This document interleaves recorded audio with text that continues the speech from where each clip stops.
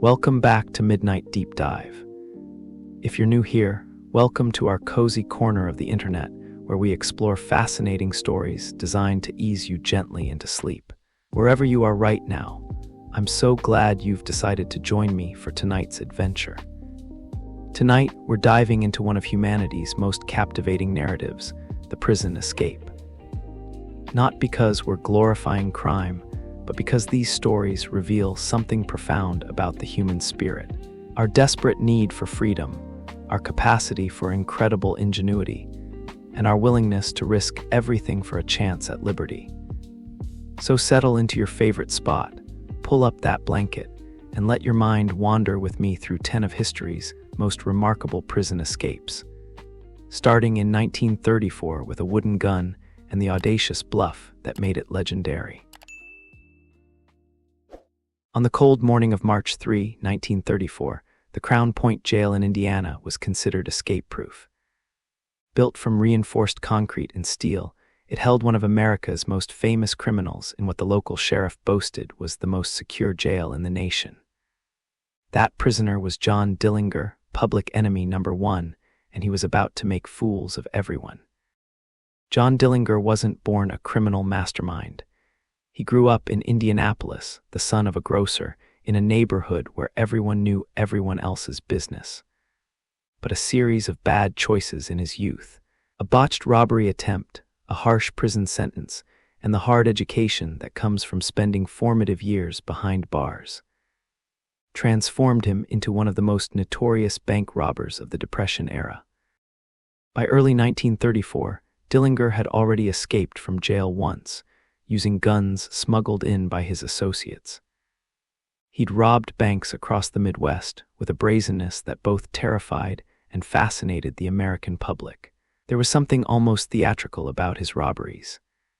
He was polite to customers, never needlessly violent, and had a way of vaulting over bank counters that made him look more like Douglas Fairbanks than a desperate criminal. When he was captured in Tucson, Arizona, in January 1934, and extradited back to Indiana to face trial for the murder of a police officer, authorities were determined not to let him slip away again. Crown Point Jail was chosen specifically because of its reputation.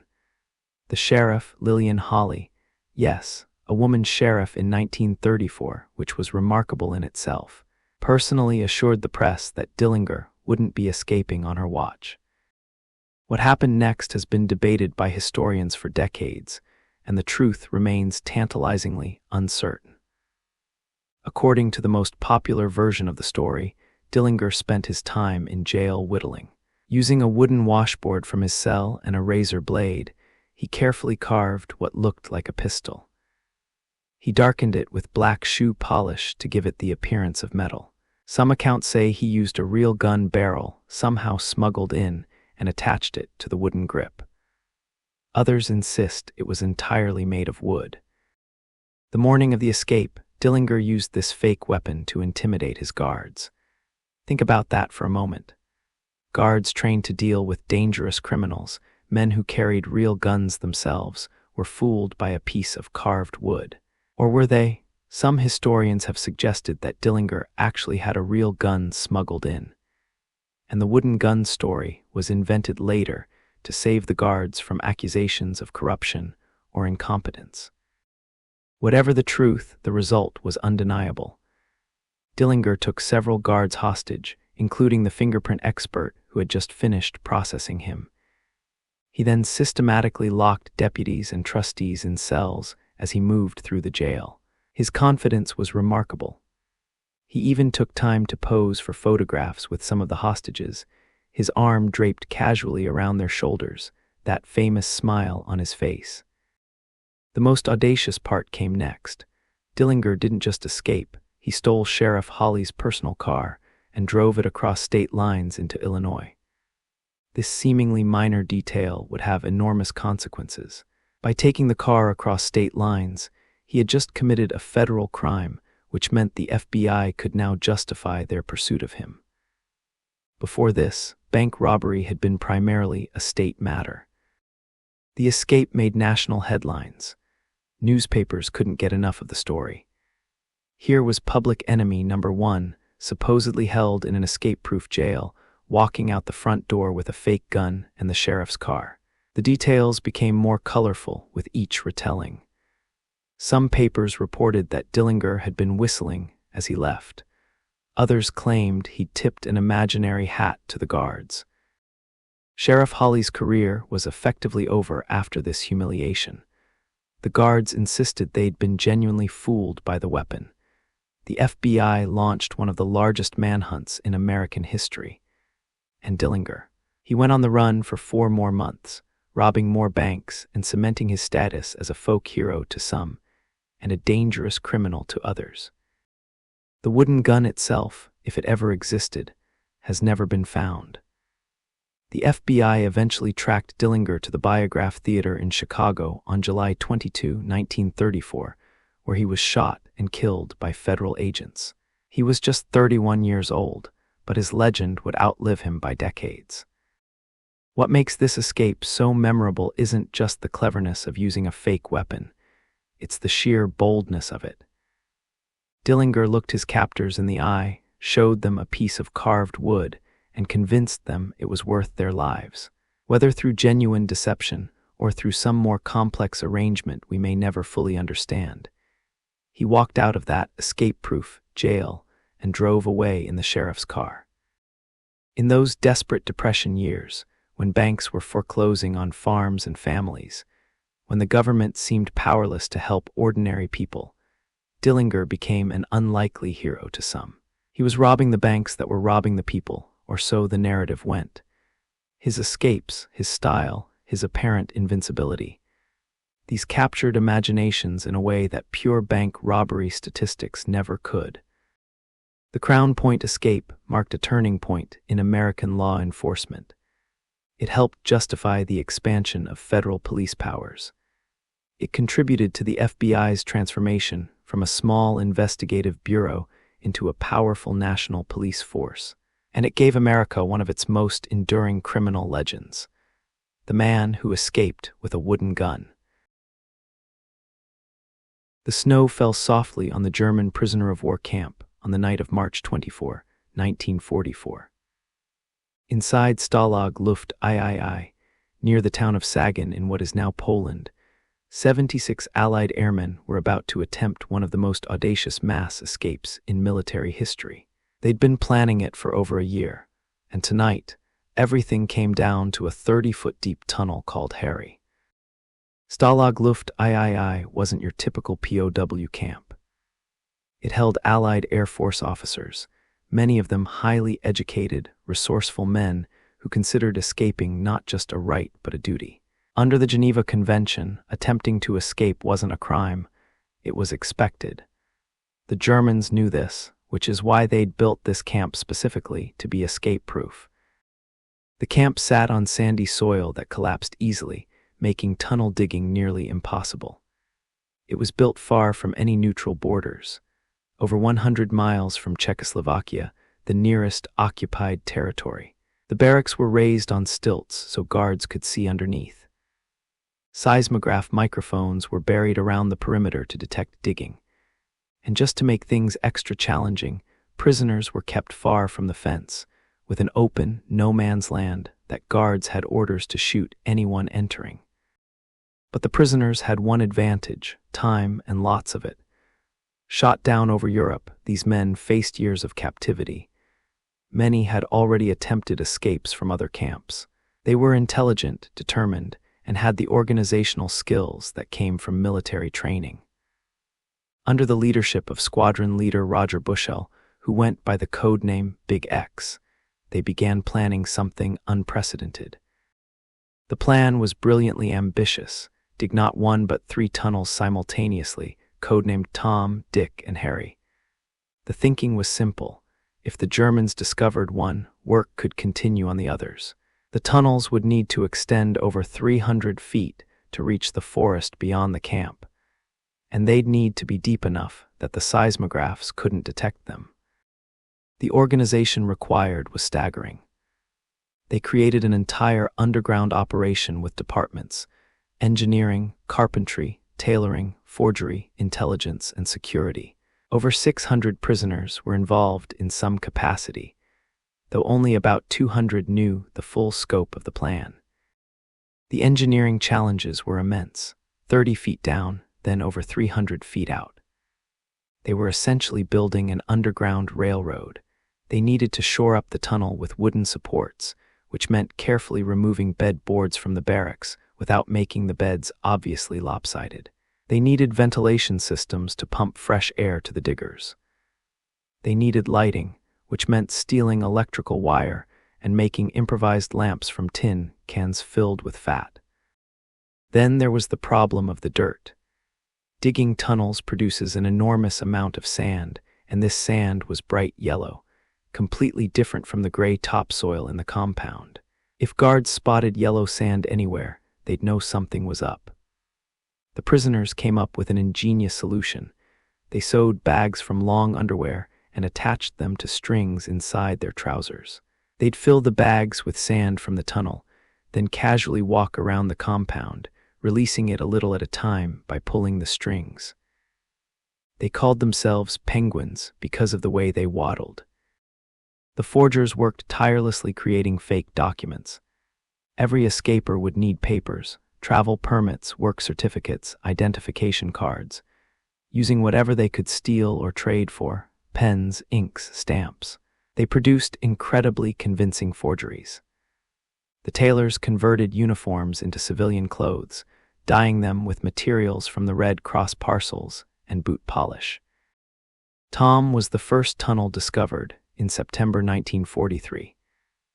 It was a devastating blow, but the Germans' triumphant assumption that they'd found the escape attempt meant work on Harry could continue. Dick, meanwhile, was converted into a workshop and storage area.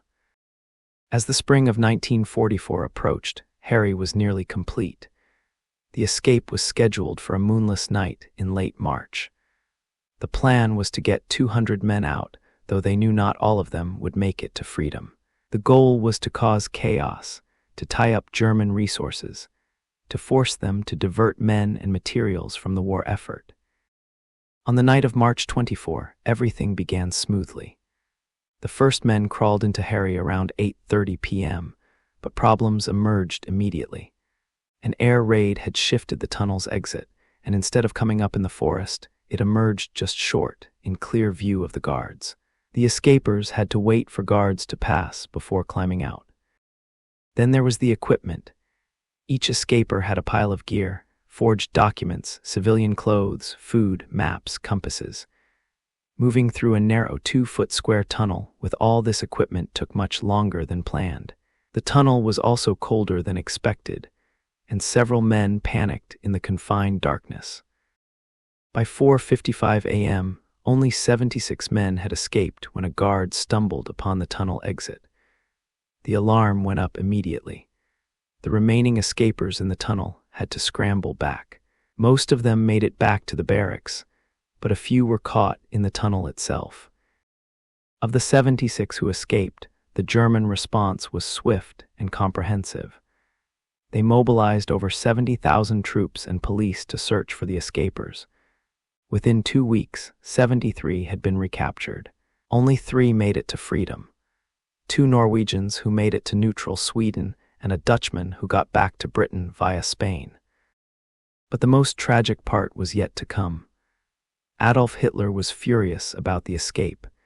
He initially wanted all the recaptured men executed, but was talked down to 50. The Gestapo took 50 of the recaptured escapers and shot them, claiming they were killed while trying to escape again. This was a clear violation of the Geneva Convention and a war crime. Among those murdered was Roger Bushell himself, the mastermind of the escape. His body was cremated, his ashes returned to the camp in an urn. The remaining prisoners, devastated by the loss, built a memorial to their fallen comrades. The Great Escape, as it came to be known, didn't achieve its immediate tactical goal. Only 3 men reached freedom. But strategically, it succeeded brilliantly. It tied up massive German resources at a critical time. It demonstrated the unbreakable spirit of the Allied forces.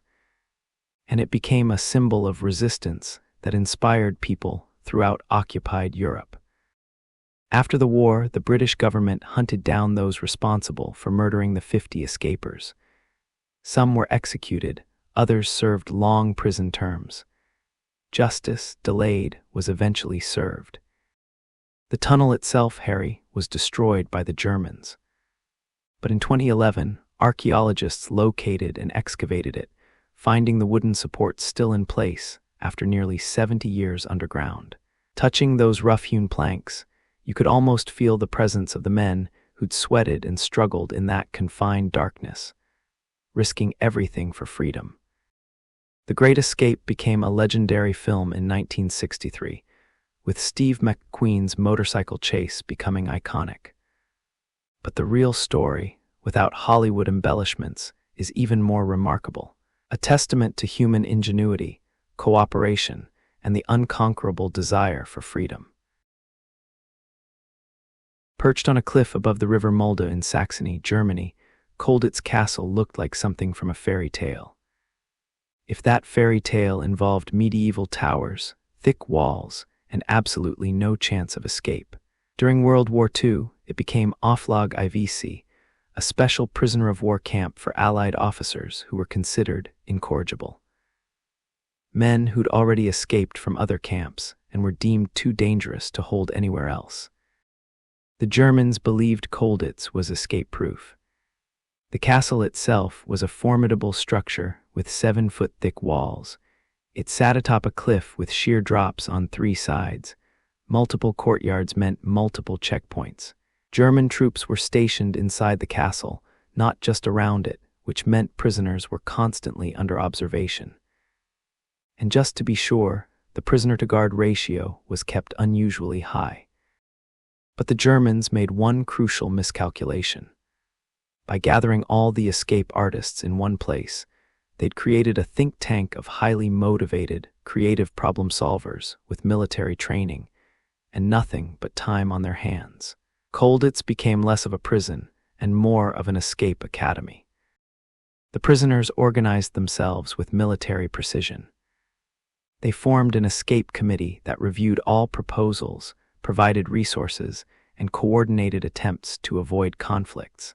They set up workshops in secret areas of the castle where they manufactured tools, forged documents, and created disguises.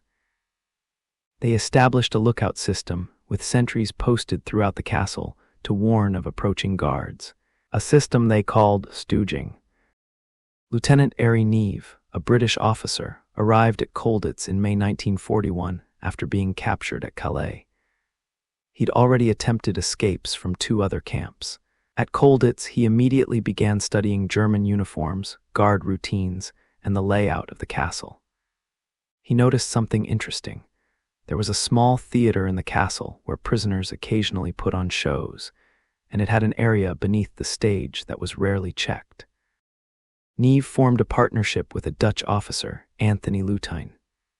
Together, they developed an audacious plan. They would create German officer uniforms, hide under the theater stage until after evening roll call, then simply walk out of the castle dressed as Germans. The tailoring work was extraordinary, using whatever materials they could scavenge or trade for. Bits of cloth from old uniforms, cardboard stiffened with polish for cap peaks, buttons carefully carved from linoleum. They created convincing replicas of German uniforms. The greatcoats were dyed using a mixture of coffee and boot blacking. Cardboard leggings were painted to look like leather. Every detail had to be perfect, because guards saw these uniforms every day. On January 5, 1942, after evening roll call, Neve and Lutijn hid in their designated space under the stage. They waited in darkness, listening to guards walk overhead, hearts pounding, wondering if tonight would bring freedom or punishment. Hours passed.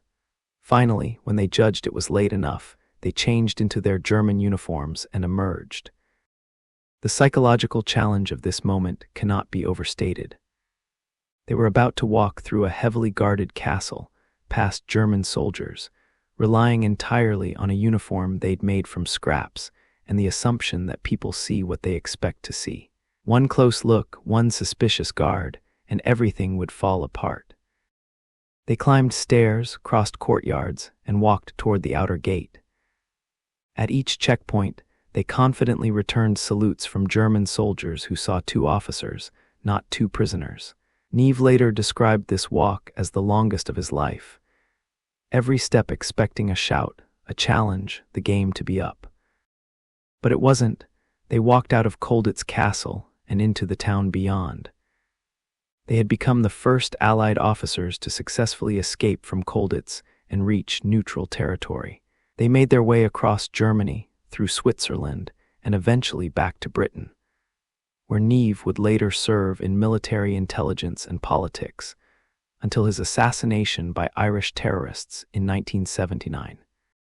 Their success inspired others. Pat Reed, another British officer, escaped in October 1942 with 3 others by creating a key for a locked door in the park that surrounded the castle, then walking out in disguise. French officers tunneled through the chapel floor. Polish officers hid in a mattress being shipped out of the camp. But perhaps the most ambitious escape plan never came to fruition. British officers Bill Goldfinch and Jack Best, both pilots, conceived an almost unbelievable scheme. They would build a glider, launch it from the castle roof, and fly to freedom. Working in a sealed-off attic space for over a year, they constructed Colditz cock from bed slats, sleeping bag material, and whatever else they could scavenge. The glider had a 33-foot wingspan and was designed to carry 2 men. They built a catapult launch system using a falling metal bathtub filled with concrete. Calculations suggested it could work. They'd have about 300 yards of gliding to cross the river and reach the meadows beyond. They were preparing for their launch attempt when American troops liberated Colditz in April 1945. The glider was never used. For decades, it was thought to be a myth until researchers found hidden construction areas in the attic. In 2000, a replica was built and successfully flew, proving the prisoner's design was sound. Of approximately 300 escape attempts from Colditz, only 32 men successfully made it home. But the statistics don't capture the full story. The escapes tied down German resources, guards, investigators, additional security measures. They provided intelligence to the Allies about German territory and security procedures. And they maintained morale not just in Colditz, but throughout the POW camp system, proving that even in the most secure prison, the determined could find a way out. The castle itself still stands, now a museum and hostel. You can walk through those same courtyards, see the very rooms where prisoners plotted their escapes, and stand in the attic space where the glider was built. The German guards' quarters, the prisoners' rooms, the hidden workshops, all preserved as testament to human ingenuity under captivity. What makes the Colditz escapes remarkable isn't just the clever techniques or the bold execution. It's the way these men refused to accept their situation as final. They'd been captured, imprisoned in a supposedly escape-proof castle, and still they spent their days figuring out how to leave. That's not just determination. It's an expression of something fundamental about human nature, our need for agency and freedom, even in the most constrained circumstances. If you asked Willie Sutton why he robbed banks, popular legend says he replied, because that's where the money is. He probably never actually said this, but it captures something essential about the man. Practical, direct, and possessed of a certain charm that made even his crimes seem almost reasonable. Born in Brooklyn in 1901 to Irish immigrant parents, Willie Sutton was by all accounts a bright kid who simply chose the wrong career path. He left school after 8th grade and drifted through various jobs before discovering his true calling. Bank robbery, but Sutton was no ordinary criminal. He was meticulous in his planning, polite during his robberies, and never fired his gun despite carrying one. He became known as Willie the Actor for his use of disguises. He'd show up as a policeman, a mailman, a window washer, whatever role got him close to the money. What made Sutton legendary, though, wasn't just his bank robberies. It was his escapes. Over his criminal career, he escaped from prison 3 times, each attempt more audacious than the last. But it was the 1945 escape from Eastern State Penitentiary that would cement his reputation as America's greatest escape artist. Eastern State Penitentiary in Philadelphia was an architectural marvel when it opened in 1829. Designed on the principle of solitary confinement and penitence, hence penitentiary. It featured a hub-and-spoke design with long cell blocks radiating from a central rotunda. By the 1940s, it was old and deteriorating, but still considered secure enough to hold dangerous criminals.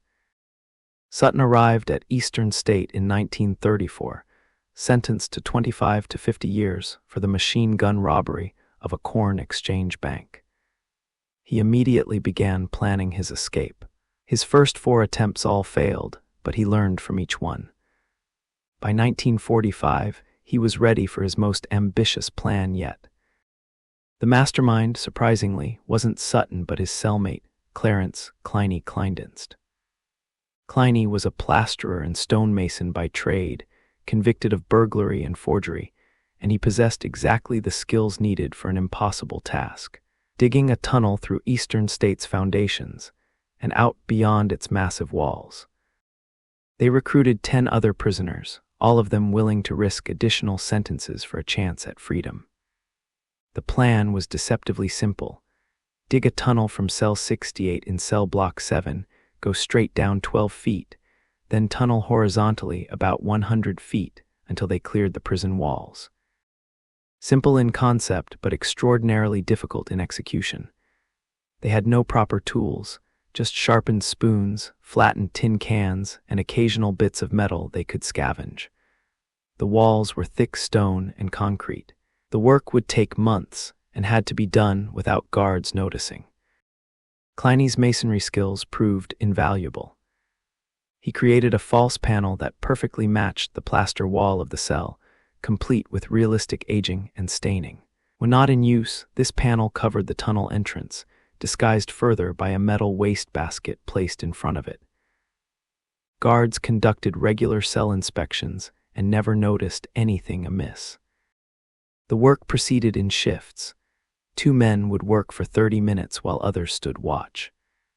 They removed dirt and rubble by hiding it in their pockets, then casually dispersing it around the prison yard during exercise time, a technique that would later be famously depicted in The Great Escape, though the POWs may have borrowed it from Willie Sutton's gang.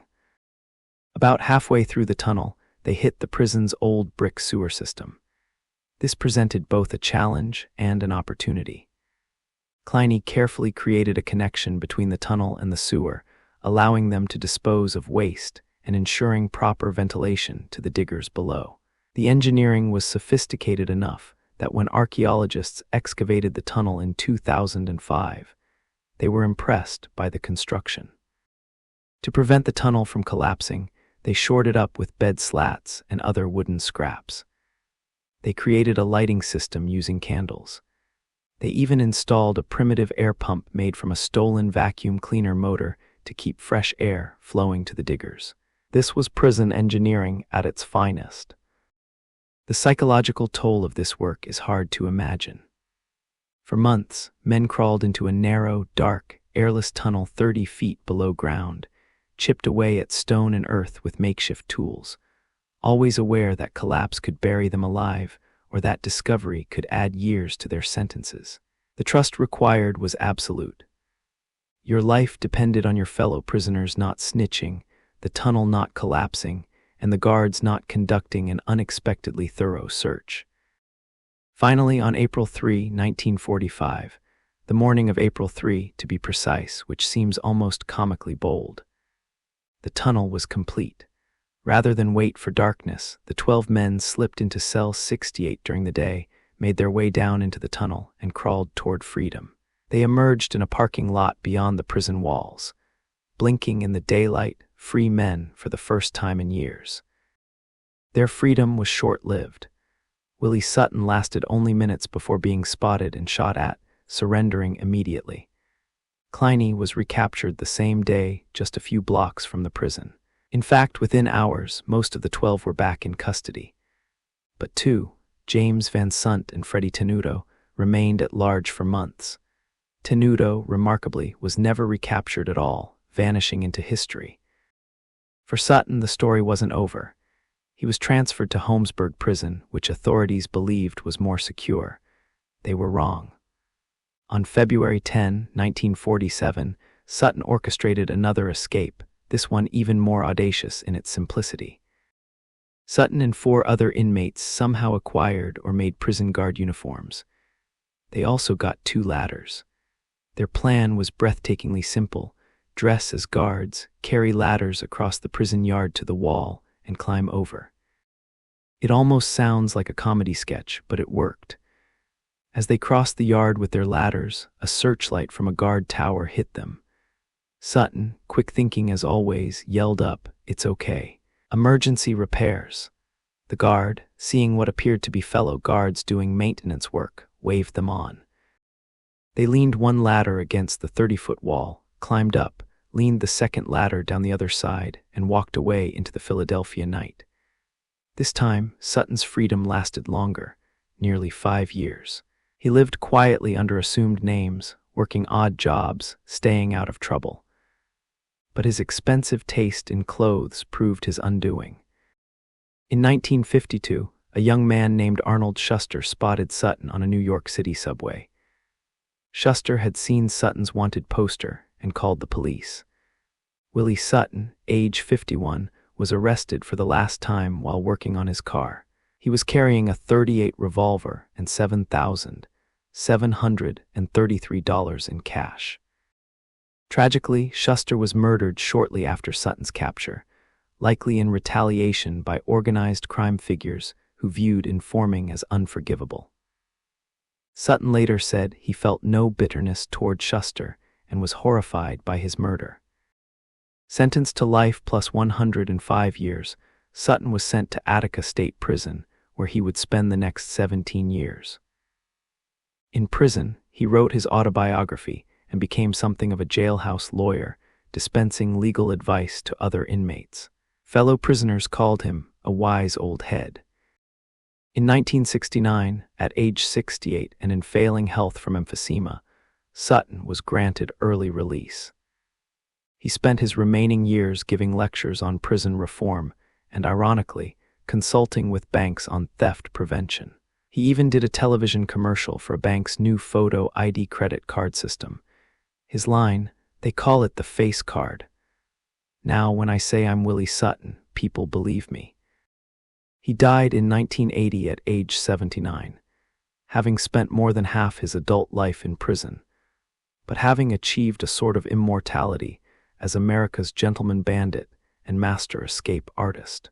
His tunnel under Eastern State Penitentiary remains one of the most impressive examples of prison engineering, a testament to what determined men can accomplish with nothing but time, improvised tools, and an unshakable desire for freedom. The tunnel was filled in after the escape, and Eastern State closed in 1971. But in 2005, researchers decided to find it. Using ground-penetrating radar and historical records, they located and excavated the tunnel. When they broke through, they found it largely intact, the wooden shoring still in place, the connection to the sewer system still visible. You could almost hear the echo of spoons scraping against stone, the whispered encouragements, the desperate hope that this impossible plan might actually work. There's a certain quality to the fog that rolls through San Francisco Bay. It's thick and damp and muffling, transforming familiar landmarks into ghostly suggestions of themselves. On the night of June 11, 1962, that fog would serve as the final curtain for one of America's most famous prison escapes. Or perhaps for 3 men's deaths. We still don't know for certain. Alcatraz Island, the Rock, had earned its reputation as America's toughest prison. Located on a 22-acre island in the middle of San Francisco Bay, it was surrounded by cold, choppy waters with vicious currents. The water temperature averaged 50 to 55 degrees Fahrenheit, cold enough to induce hypothermia in less than an hour. The currents could sweep an unprepared swimmer out to sea through the Golden Gate.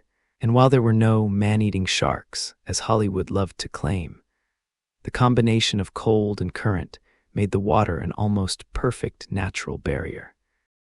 The prison itself opened as a federal penitentiary in 1934, designed specifically to hold America's most notorious criminals and the most troublesome prisoners from other institutions. Its residents included Al Capone, George Machine Gun Kelly, and Robert Stroud, the Birdman of Alcatraz. The prison housed, on average, only about 260 to 275 inmates, less than 1% of the total federal prison population. But these were considered the worst of the worst.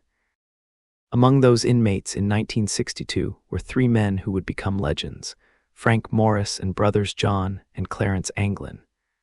None of them were violent offenders or famous gangsters. They were bank robbers. The Anglin brothers had once robbed a bank using a toy gun. Who had been sent to Alcatraz for one reason: they kept escaping from other prisons. Frank Morris was particularly interesting. Orphaned young, he'd been in and out of correctional institutions since age 13. He had an IQ of 133, putting him in the top 2% of the general population, and a reputation as an escape artist was prominently noted in his prison file. By the time he arrived at Alcatraz in 1960, he'd escaped from multiple facilities and was considered one of the most incorrigible prisoners in the federal system. The Anglin brothers, John and Clarence, came from a family of 14 children who worked as sharecroppers and migrant laborers. They turned to bank robbery as adults, but were known for being nonviolent. Their numerous escape attempts from other prisons had eventually landed them on the Rock. When these three ended up in adjacent cells in cell block B, it was only a matter of time before they started plotting. A fourth man, Alan West, was also involved in the planning, though he would ultimately be left behind. The escape plan they developed was extraordinarily sophisticated for its time, incorporating multiple elements that had to work perfectly in sequence. First, they needed to get out of their cells. The cells in Block B backed onto a utility corridor that ran behind them, an unguarded 3-foot-wide space that maintenance workers used to access pipes and electrical systems. The ventilation grates at the back of each cell provided access to this corridor, but they were much too small for a man to fit through. Morris and the Anglins would need to enlarge them, which meant chipping away at the moisture-damaged concrete that surrounded them. For tools, they had very little, but they improvised brilliantly. They fashioned drill bits from metal spoons that had been soldered with silver from dimes. They created a makeshift electric drill by stealing a small motor from a vacuum cleaner in the prison barber shop and fashioning attachments. Night after night, they took turns drilling and chipping away at the concrete, the sound masked by the accordion music from a prisoner who had been given permission to practice. This work took months. All the while, they needed to ensure guards didn't notice the enlarged vents during daily inspections. Their solution was to create false vent covers from cardboard painted to match the surrounding concrete. When not working, these fake panels covered their excavation, and casual inspections revealed nothing amiss. But getting out of the cells was only the first problem. They also needed to deal with head counts. Guards conducted regular counts throughout the day and night, checking that all prisoners were in their beds. The solution to this problem has become iconic. They made dummy heads.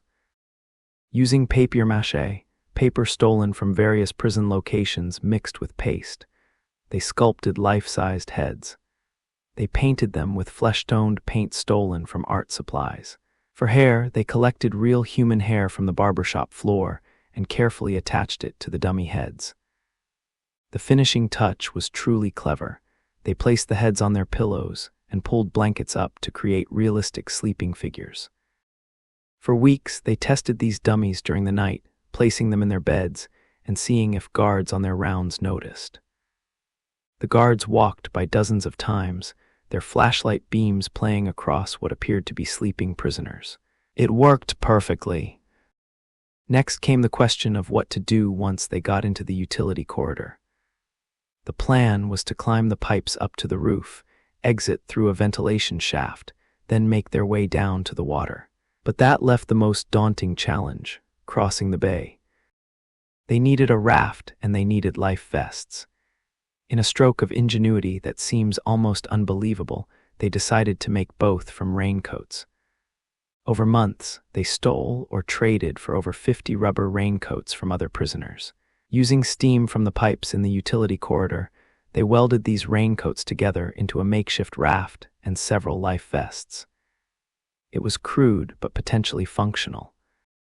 They also made paddles from wood and fashioned a crude accordion-like device to inflate the raft. Every element had to be created in secret, hidden from guards, assembled without arousing suspicion. On the night of June 11, 1962, everything was ready. After the 9 p.m. count, Morris and the Anglin brothers placed their dummy heads in their beds, squeezed through the enlarged vents, and climbed into the utility corridor. Alan West, who had been just as involved in the planning, discovered at the last moment that his vent wasn't quite large enough. He'd been having trouble widening it and had been planning to force his way through. But he couldn't make it. His cellmates had to leave him behind. The three men climbed the pipes to the roof.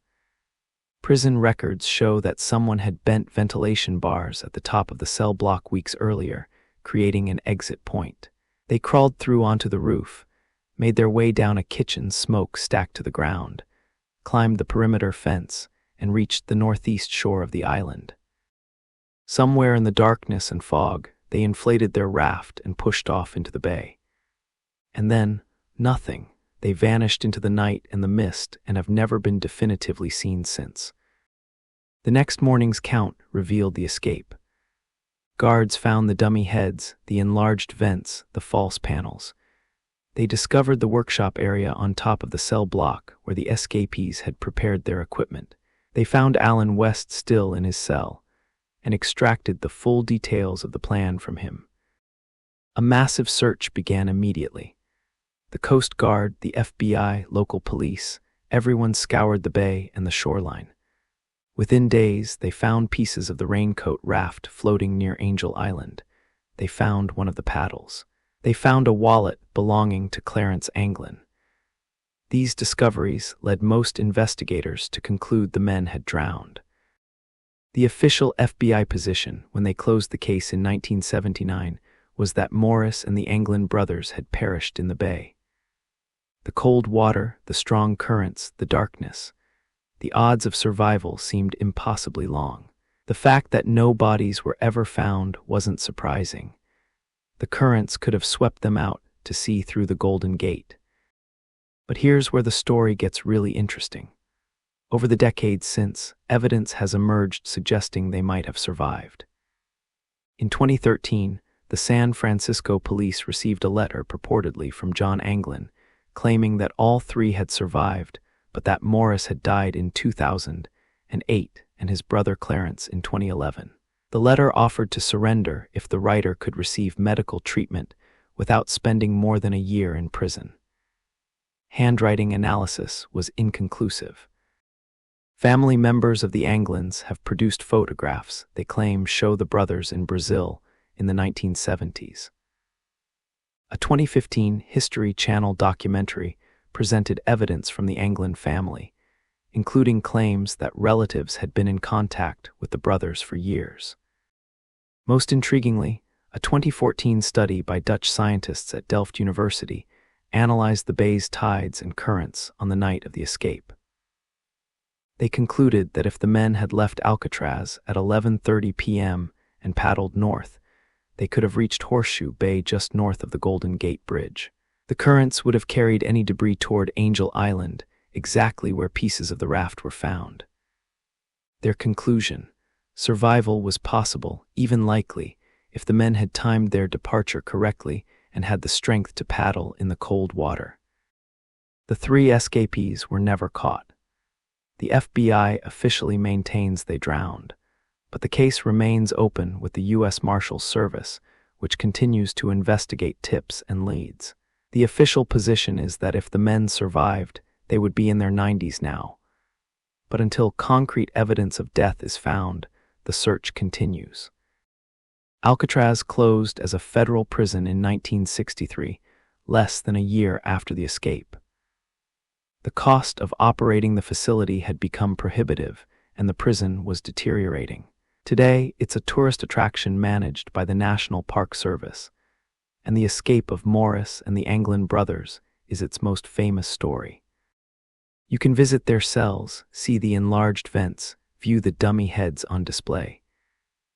You can stand on the shore and look at the water they would have had to cross and make your own judgment about whether survival was possible. Every year, over 1 million people make the trip to Alcatraz, and most of them want to hear about the escape that may or may not have succeeded. In the end, we're left with an enduring mystery. Did Frank Morris and the Anglin brothers die in the cold waters of San Francisco Bay on that foggy June night in 1962? Or did they make it to shore, slip into new lives, and laugh as the world assumed they'd drowned?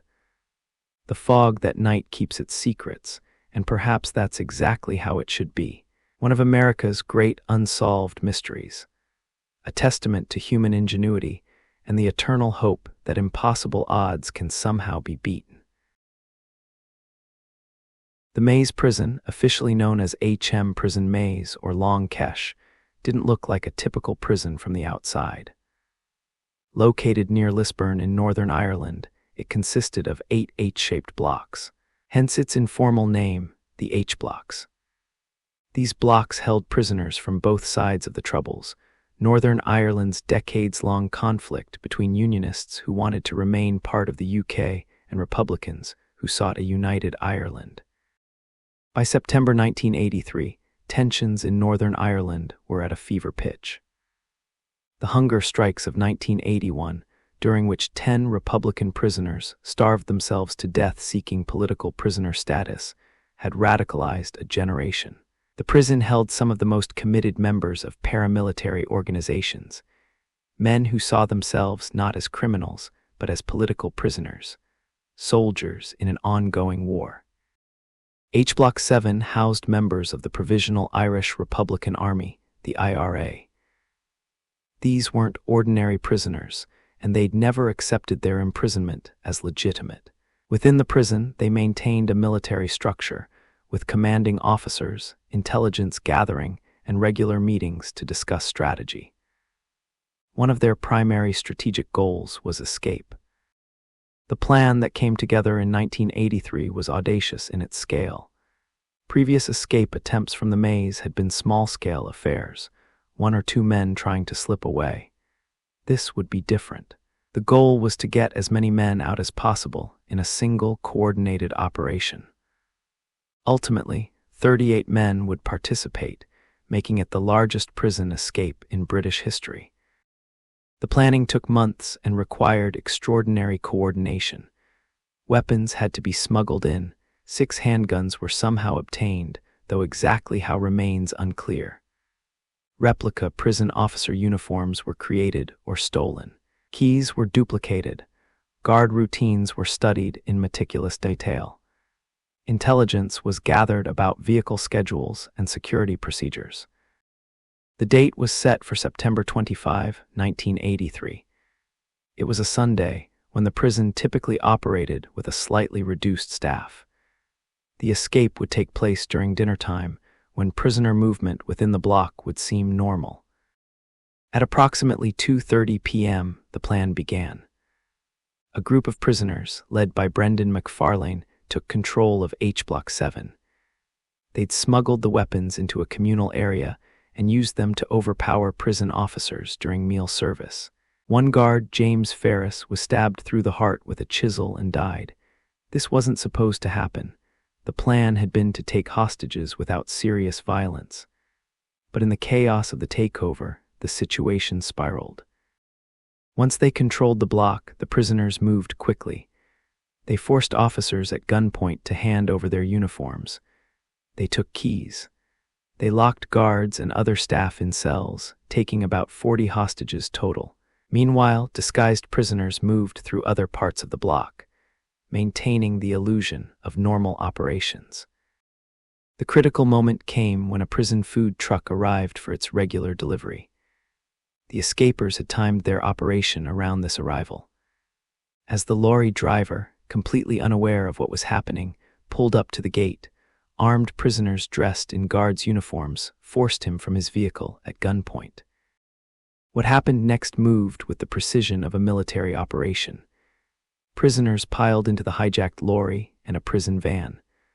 Others walked alongside, dressed as prison officers. The whole group moved toward the main gate, the final barrier between prison and freedom. At the gate, things began to go wrong. The disguise wasn't quite perfect enough, or perhaps a guard's instincts were sharper than anticipated. One of the gate officers became suspicious and raised the alarm. A struggle broke out. Another officer was shot and seriously injured. The carefully planned operation devolved into chaos. But momentum was on the prisoners' side. The lorry rammed through the gate. Some prisoners made it through in vehicles, others scattered on foot into the surrounding countryside. By the time prison authorities fully grasped what was happening and mobilized a response, 38 prisoners were loose in Northern Ireland. The response was massive and immediate. Roadblocks went up across the province. Police and military units began a methodical search. By nightfall, 15 of the escapers had been recaptured, but 23 were still at large, and they had a significant head start. Over the following days and weeks, more were caught. Some were found hiding in safe houses. Others were caught at checkpoints or identified by informants. The manhunt became one of the largest in Northern Ireland's history, involving thousands of security personnel and dominating headlines. Within a year, virtually all of the escapers had been either recaptured or killed. Some had fled to the Republic of Ireland, where the government's complicated relationship with Northern Ireland meant extradition wasn't automatic. A few made it further afield, to continental Europe or even to the United States, where they started new lives under assumed identities.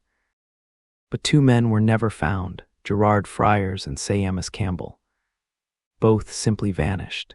Despite extensive searches, investigations, and follow-up inquiries over the decades, no trace of them has ever been confirmed.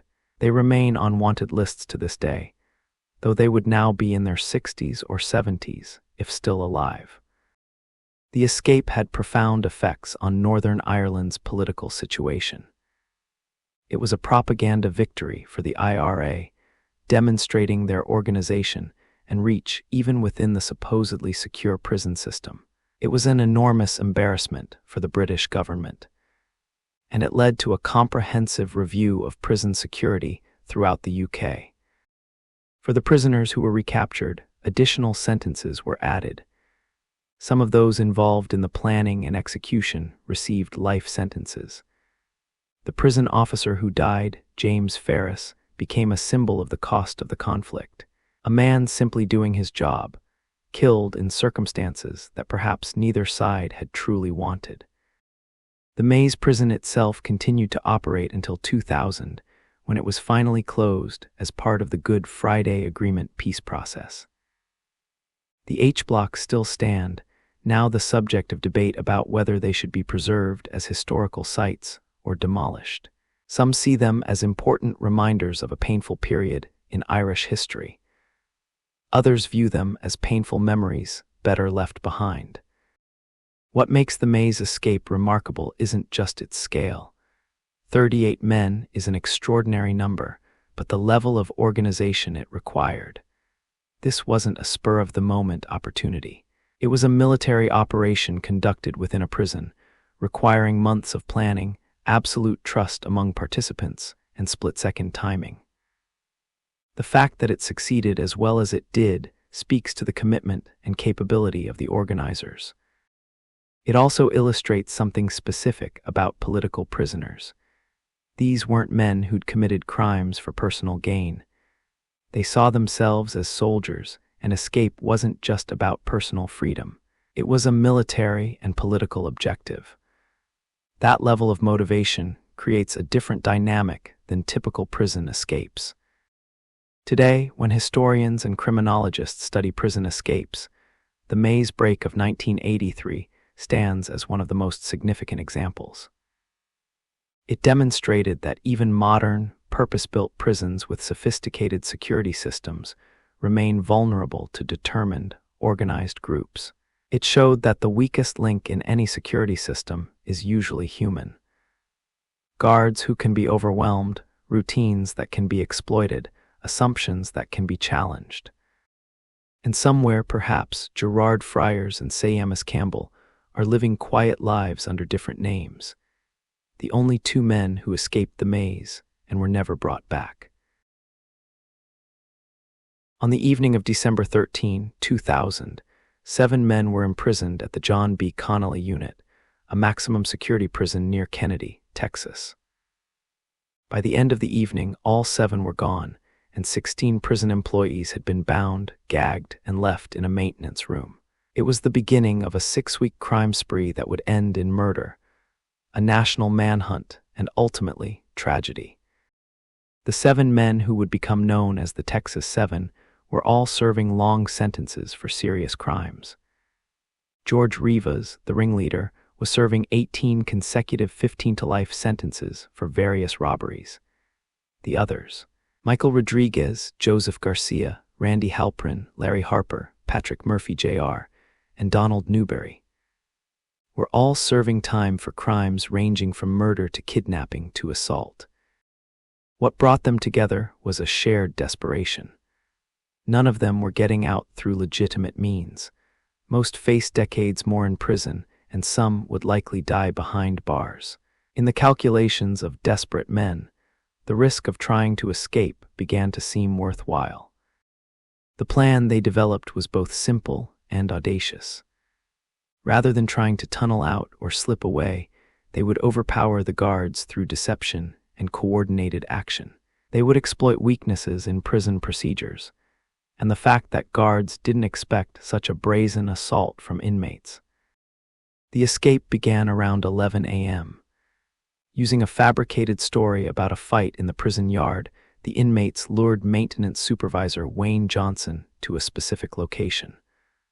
Once isolated, they overpowered him. Over the next several hours, they systematically lured other employees into the area, overpowering each one and taking their keys, identification cards, and uniforms. The coordination was impressive. While some inmates restrained employees, others were stealing civilian clothing from the prison stores.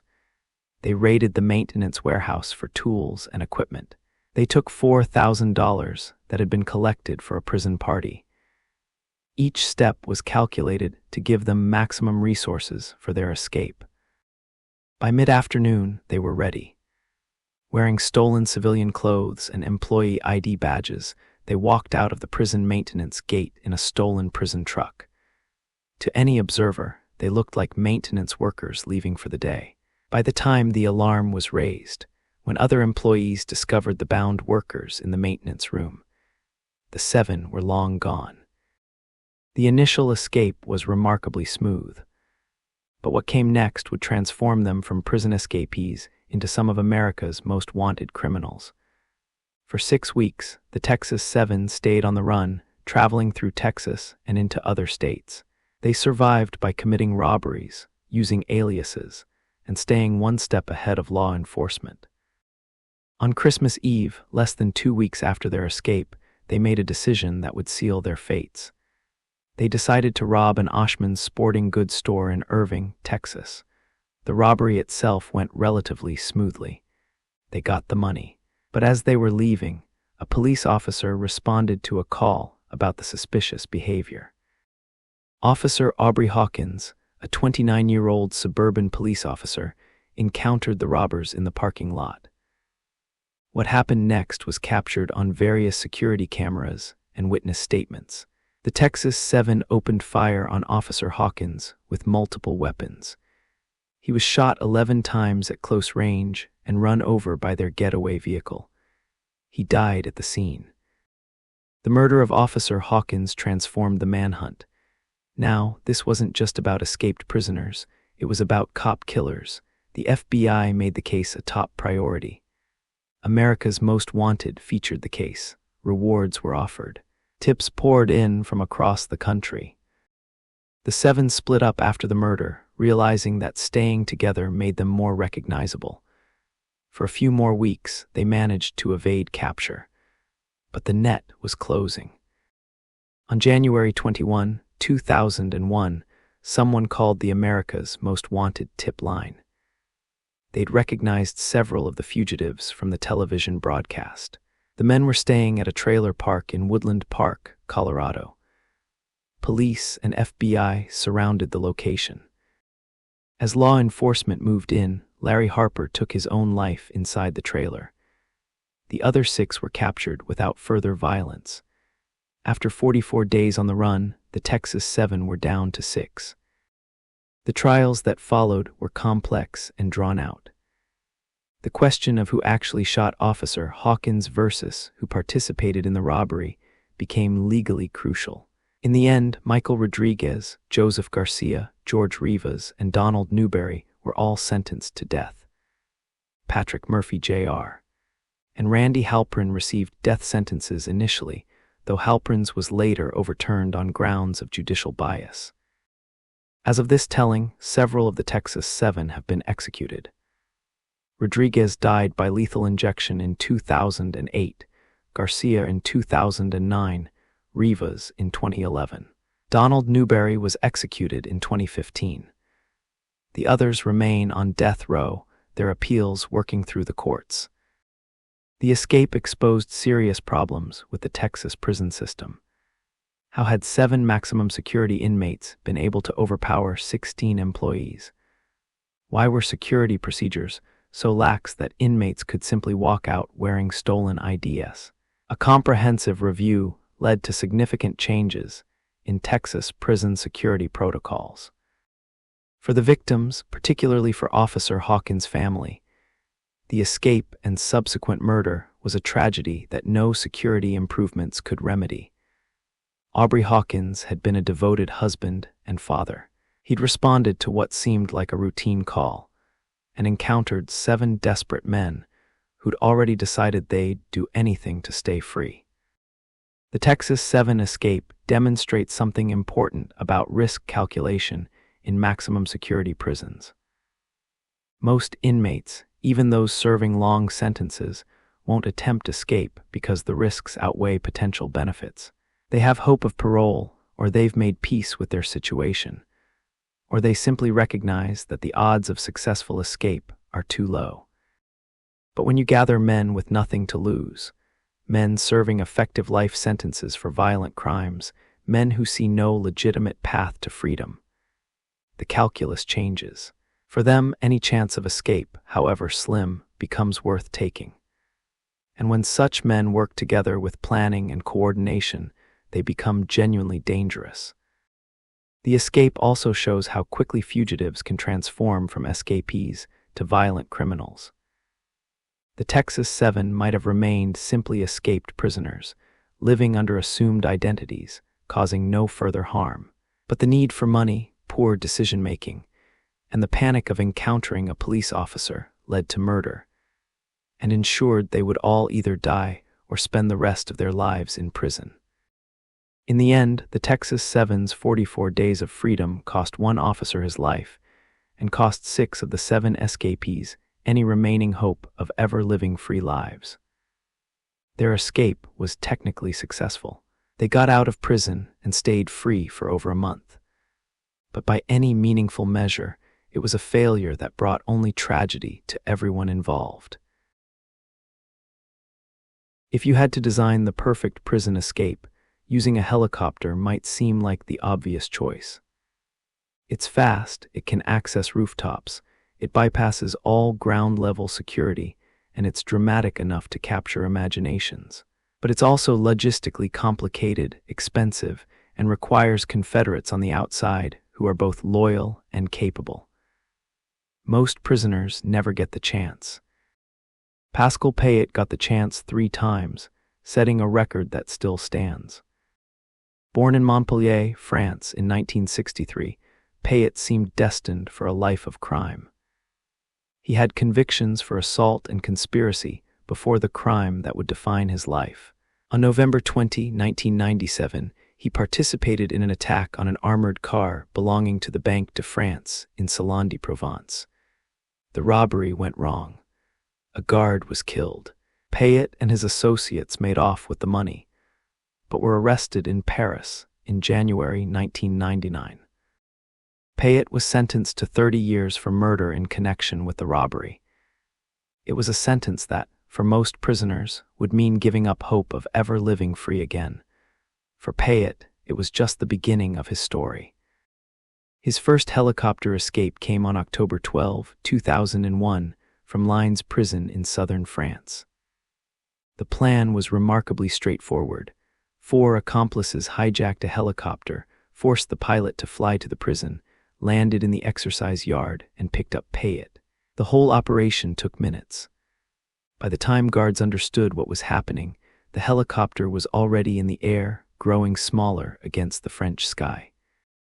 The audacity of it captured public imagination. Helicopters had been used in prison escapes before, but rarely so smoothly. Payet became something of a folk hero to some, a modern outlaw who'd beaten the system in spectacular fashion. To law enforcement, he was a dangerous criminal who demonstrated that even maximum security prisons weren't secure. Payet was recaptured in 2003 after an elaborate investigation, but prison couldn't hold him. On April 14, 2003, barely back in custody, he orchestrated another helicopter escape, this time not for himself, but for 3 of his associates, including 2 who'd been arrested with him in the original armored car robbery. Think about that for a moment. Payet was back in Lines prison, under presumably heightened security after his previous escape. Yet he managed to coordinate from inside the prison a helicopter hijacking that freed 3 other prisoners.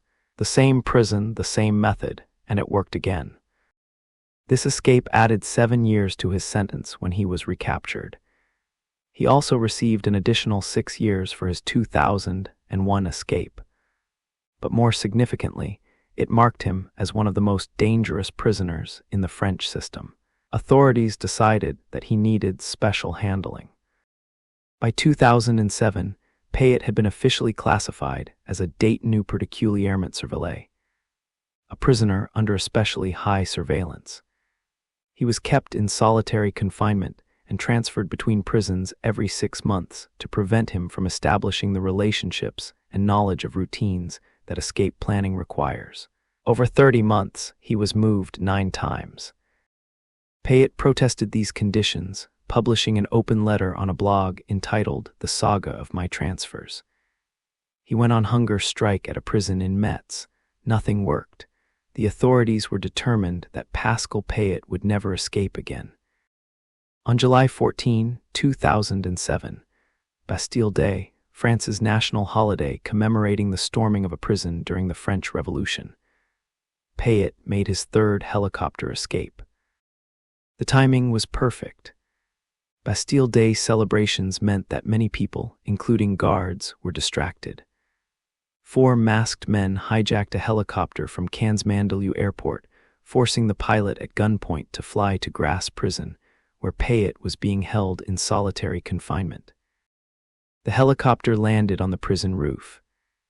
The 4 men, armed with pistols and sawed-off shotguns, forced their way into the prison, located Payet's cell, freed him, and returned to the helicopter. The entire operation took less than 5 minutes. They flew to Brignoles, about 38 kilometers away, abandoned the helicopter, and disappeared. The pilot was released unharmed. The 4 accomplices melted away. And Pascal Payet was once again free, having pulled off what many considered the most spectacular prison escape in French history. The manhunt that followed was massive. Every police unit in France was on alert. Border crossings were watched. Known associates were put under surveillance. How do you hide when you're France's most famous fugitive? For 3 months, Payet stayed free. Then, in September 2007, Spanish police arrested him in Mataró, a town near Barcelona. He'd been living under a false identity, but sophisticated police work and international cooperation finally caught up with him. This time, French authorities weren't taking chances.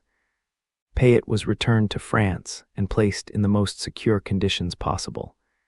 He was given an additional 5 years for the 2007 escape, plus time for the helicopter hijacking itself. His accomplices received sentences ranging from 6 to 9 years. But perhaps the most significant consequence was what the escapes revealed about prison security. Payet had exploited a fundamental weakness. Prisons are designed to keep people from getting out at ground level, but most aren't designed to prevent access from above. After Payet's escapes, French prisons began installing nets and cables over exercise yards, making helicopter landings impossible. The psychology of Payet's escapes is fascinating. Most prisoners, even those with long sentences, eventually make some accommodation with their situation.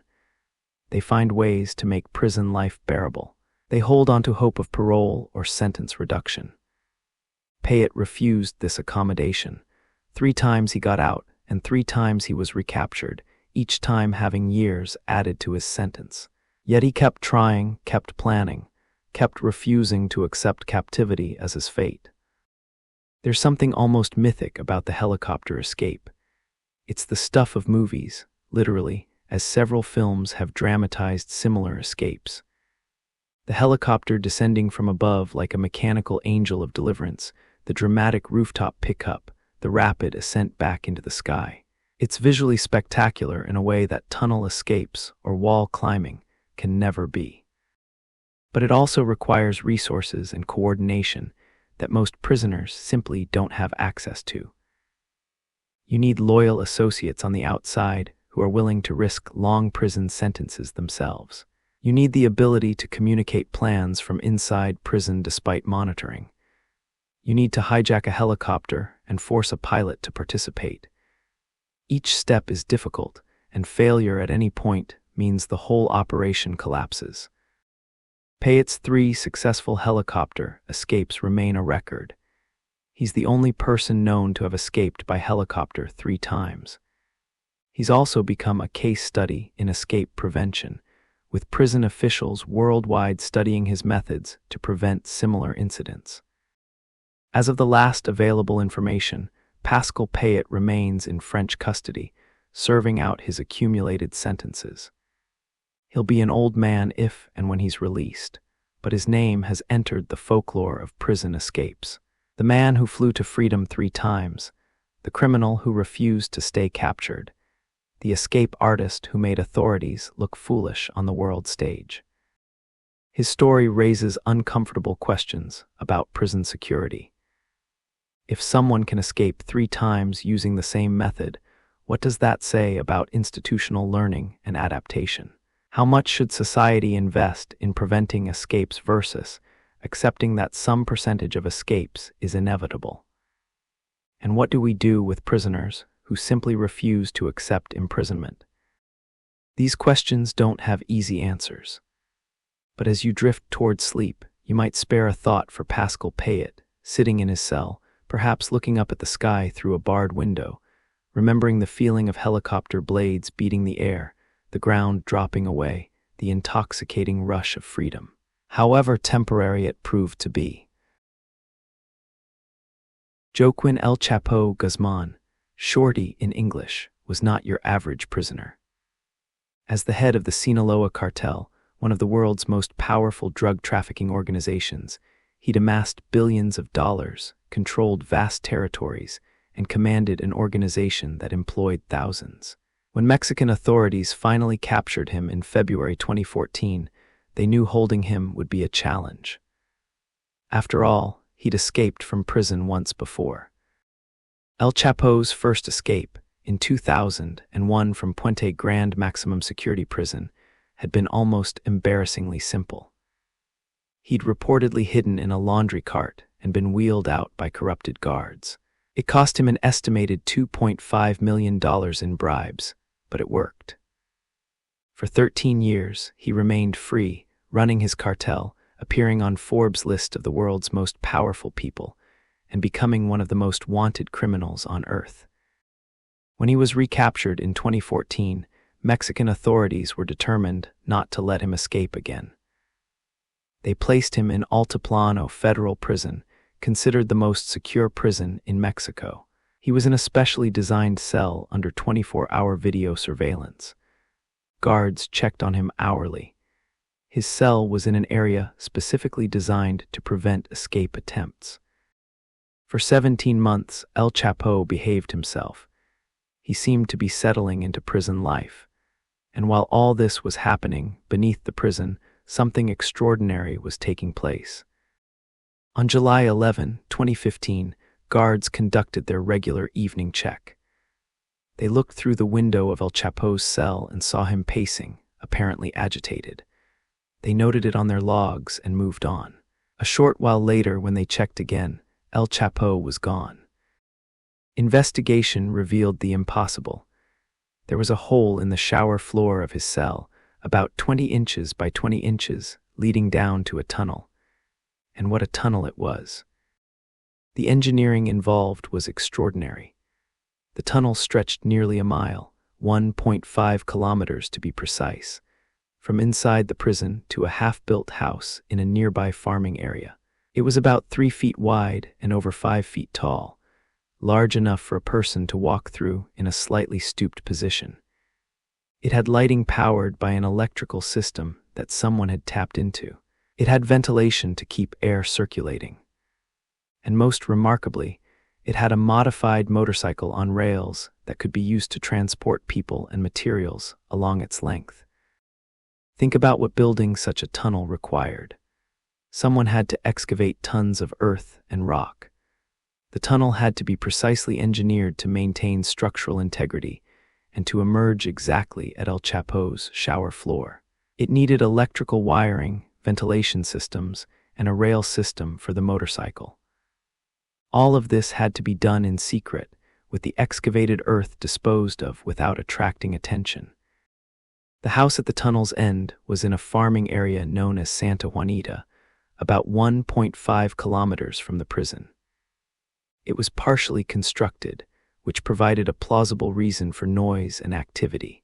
But the real construction wasn't happening above ground. It was happening below as workers dug day and night toward the prison. Mexican authorities estimated the tunnel cost between $1 million and $5 million to construct and took approximately a year to complete. That means construction was ongoing during most of El Chapo's imprisonment, possibly even before he was captured. The Sinaloa cartel, with its vast resources and sophisticated organization, had begun planning his escape almost immediately.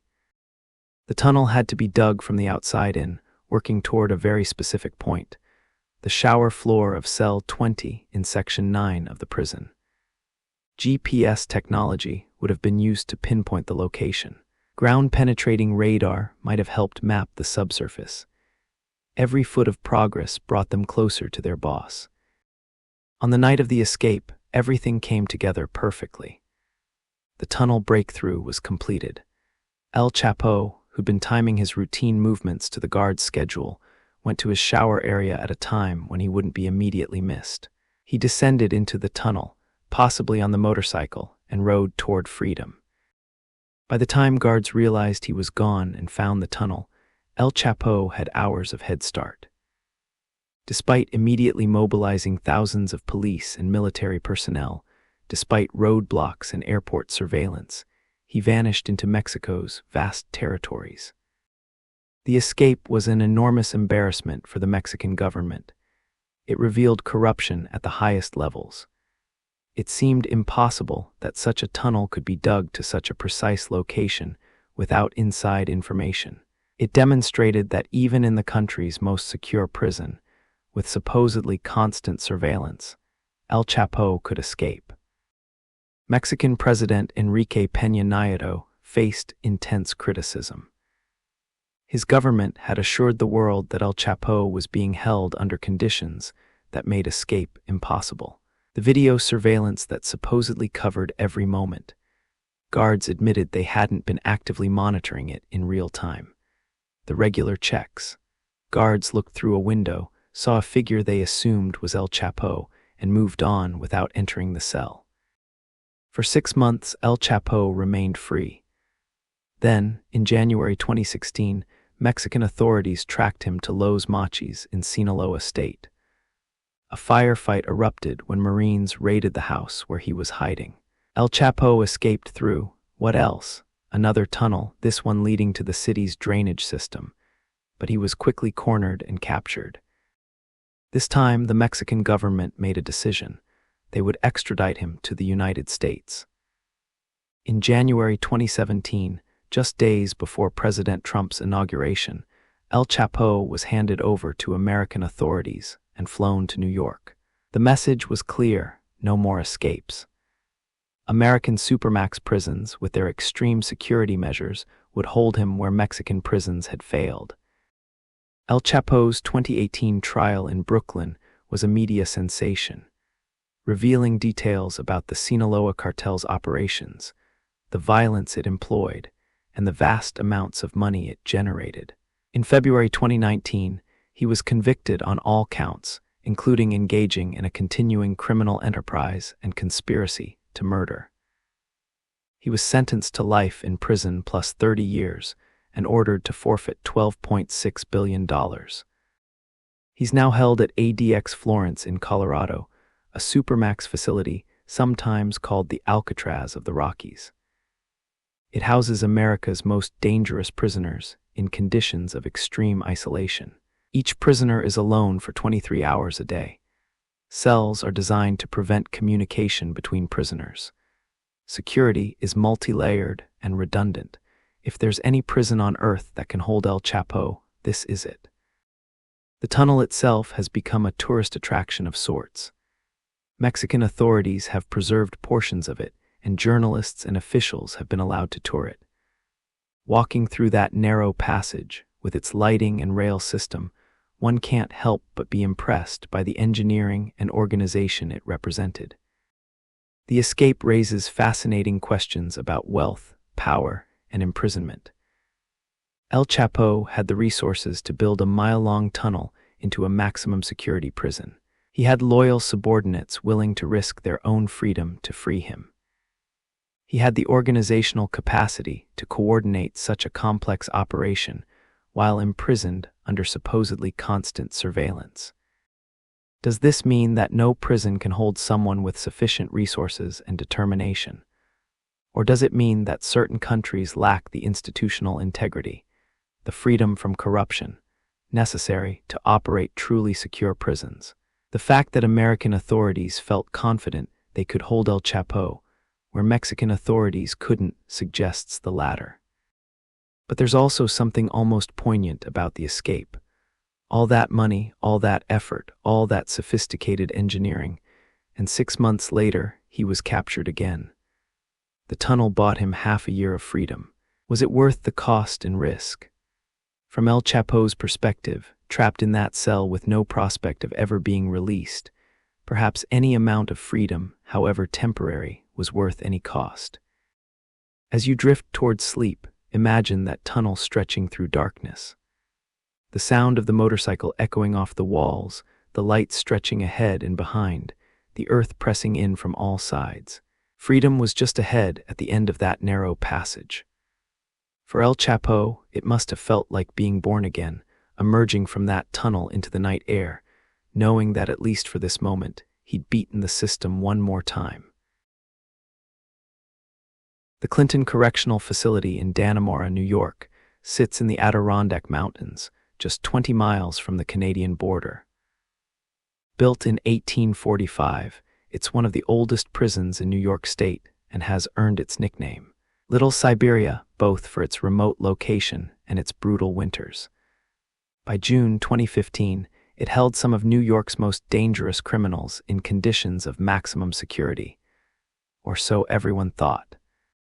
David Sweat was serving a life sentence without parole for murdering a sheriff's deputy.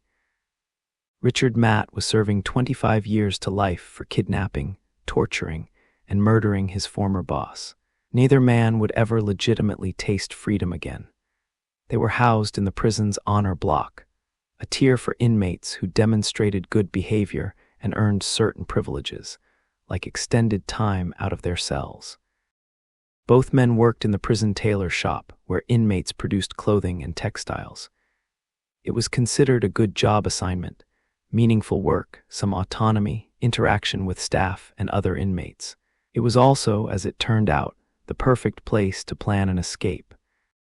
The key to their escape was Joyce Mitchell, a 5-year-old civilian employee who supervised the tailor shop. Over time, she developed inappropriate relationships with both inmates. The exact nature of these relationships became the subject of intense media scrutiny. But what's clear is that Mitchell became willing to help them escape. She smuggled tools into the prison hidden in frozen hamburger meat. The tools included hacksaw blades, chisels, and a punch set. She also provided access to power tools that were supposed to be locked away when not in use. With these tools, Sweat and Matt began the slow work of cutting through the walls of their cells. The escape route they planned was extraordinary in its complexity. From their cells, they would cut through the steel wall at the back, access the catwalk behind the cells, cut through a brick wall, crawl through steam pipes large enough to fit a human body, break through another brick wall, and finally emerge through a manhole cover on a street outside the prison. At night, after being locked in their cells, Sweat and Matt would cut their way out, leave dummies in their beds made from their clothes, and work on the escape route. They'd cut through walls, navigate steam pipes, and then return to their cells before morning count. They did this night after night for months, gradually creating a pathway to freedom. The steam pipes they needed to traverse were about 18 inches in diameter, tight, hot, and claustrophobic. They cut through them with power tools, the noise masked by the general industrial sounds of the old prison. They shored up the cuts with makeshift supports, so the pipes appeared intact during any inspections. The plan included Joyce Mitchell picking them up outside the prison in a car and driving them to a location where they'd hide until things cooled down. She'd also supposedly agreed to provide a shotgun and other supplies. But at the last moment, she changed her mind. Whether it was guilt, fear, or a sudden realization of the consequences, she didn't show up. On June 6, 2015, guards conducting the morning count found the dummies in the beds. The alarm went up immediately. Investigation revealed the elaborate escape route. The cut walls, the steam pipe passage, the manhole cover left open. Sweat and Matt had disappeared into the Adirondack wilderness. The manhunt that followed became a national media sensation. Hundreds of law enforcement officers flooded the area. Helicopters with thermal imaging equipment scanned the forests. Roadblocks shut down border crossings. Schools closed. Residents were warned to lock their doors and stay inside. The Adirondack wilderness is vast, dense, and unforgiving. It's easy to get lost in the forests, difficult to navigate without proper equipment, and potentially deadly, especially for people without wilderness survival skills. Sweat and Matt were escaped convicts, not experienced woodsmen. For 3 weeks they evaded capture, but evidence suggested they were struggling. Investigators found break-ins at hunting camps, food taken, supplies stolen. DNA evidence placed them in various locations. They were heading generally toward Canada, but the going was tough. Richard Matt, it turned out, was struggling more than Sweat. He was drinking stolen alcohol, which impaired his judgment and ability to travel. Tensions between the two men grew. Eventually, they split up, with Sweat going on alone. On June 26, a Border Patrol team found Richard Matt near Lake Titus. He was armed with a shotgun taken from one of the camp break-ins. When he refused to surrender and raise the weapon, officers shot and killed him. He'd been free for 3 weeks. 2 days later, on June 28, a New York State police sergeant spotted David Sweat near the Canadian border. Sweat ran, but the officer chased him down and shot him twice before he could escape into Canada. Sweat survived and was recaptured. After 23 days on the run, covering over 20 miles through dense wilderness, he was just yards from the border when caught. The investigation that followed revealed stunning security failures at Clinton Correctional. How had inmates been able to access power tools? Why weren't the cuts in the walls discovered during security checks? How had a civilian employee been able to smuggle tools past security? Why weren't the steam pipes checked regularly? Joyce Mitchell was arrested and charged with promoting prison contraband and criminal facilitation. She eventually pleaded guilty and was sentenced to 7 years in prison. She admitted to the smuggling, but claimed she'd been manipulated by the inmates into helping them. 2 prison guards were also arrested and charged with falsifying records, as they hadn't actually conducted all the security checks they'd claimed to perform. David Sweat, once recovered from his gunshot wounds, received additional sentences for his escape and crimes committed during his time on the run. He's now in solitary confinement at another New York prison, with no possibility of parole and even stricter security measures than before. The escape led to a comprehensive review of New York State's prison system. Security protocols were updated. Tools in prison workshops are now tracked with electronic systems. Staff training was improved. The goal was to ensure that such an escape could never happen again. The story inspired a 7-part miniseries on Showtime called Escape at Dannemora, with Benicio del Toro playing Richard Matt, Paul Dano as David Sweat, and Patricia Arquette as Joyce Mitchell. The series dramatized the escape and explored the psychological dynamics between the inmates and Mitchell. What makes the Dannemora escape particularly notable is how it combined old-fashioned escape techniques, cutting through walls with hand tools, with modern methods like power tool use and sophisticated planning. It also demonstrated how crucial the human element is in prison security. All the walls and cameras in the world can't prevent escape if staff members are corrupted or if security procedures aren't actually followed. For David Sweat, those 23 days of freedom came at an enormous cost. He nearly died from his gunshot wounds. He faces decades more in much harsher conditions than before, and he'll forever be remembered not as someone who successfully escaped, but as someone who almost made it, whose freedom ended just yards from the border, tackled by a police officer in the Adirondack wilderness. The manhole cover through which they emerged is now welded shut. The steam pipes have been reinforced or replaced. Clinton Correctional Facility, humbled by the escape, has implemented security measures that make a similar escape nearly impossible. But the memory remains of 2 inmates who spent months cutting through walls, crawling through steam pipes, and executing a plan that was audacious enough to almost work. As our journey through these remarkable escapes comes to a close, one truth emerges. When freedom is stripped away, some souls will risk everything to reclaim it. They'll chip through concrete with spoons, craft gliders from bed slats, march past guards in stolen uniforms, or crawl through scalding steam pipes. Tools and techniques evolve with each generation, but that primal hunger for liberty remains unchanged. A constant thread woven through every culture, every era, every locked door. Thank you for joining me on this journey through locks and walls. If you're already drifting off, then our mission is complete. But if you're still awake, perhaps another deep dive will carry you gently into slumber. Until we meet again in these quiet hours, may you always find freedom in your dreams. May your spirit remain unconfined by life's walls. And may you remember that sometimes the most impossible journeys begin with the simple refusal to accept that things cannot change.